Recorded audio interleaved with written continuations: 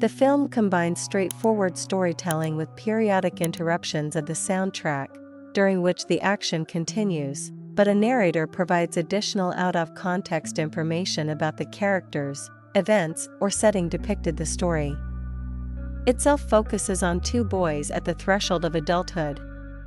Julio Gael Garcia Bernal from a leftist middle-class family, and Tenick Diego Luna, whose father is a high-ranking political official. The film opens with scenes of each boy having sex with his girlfriend one last time before the girls leave on a trip to Italy without their girlfriends around. The boys quickly become bored.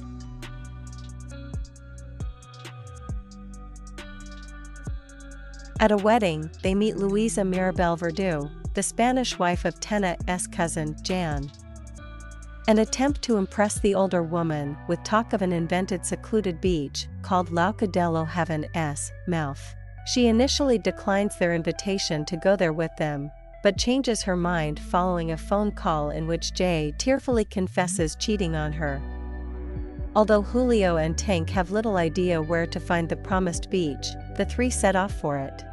Driving through poor rural Mexico, they pass the time by talking about their relationships and sexual experiences with the boys, largely boasting about their modest exploits, and Luisa, speaking in more measured terms about Jay and wistfully of her first teenage love, who died in an accident.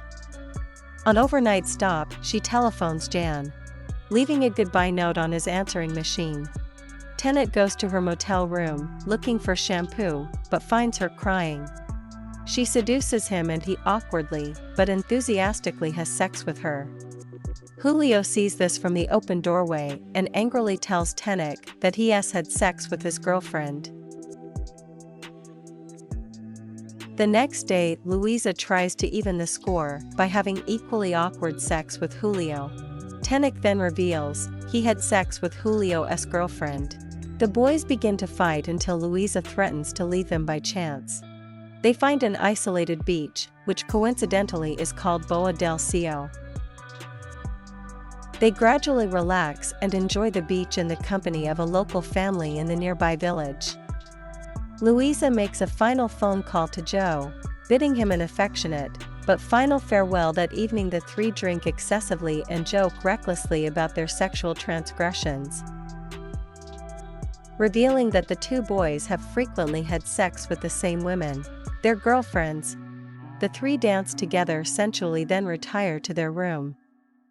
They begin to undress and grope drunkenly, both boys, focusing their attentions on Luisa. As she kneels and stimulates them, both they gasp and kiss each other passionately. The next morning, Luisa rises early, leaving the boys to wake up together. Naked, they immediately turn away from each other and are eager to return home. The narrator explains that they did so quietly and uneventfully, but Luisa stayed behind to explore the beaches. He further relates that the boys' girlfriends broke up with them.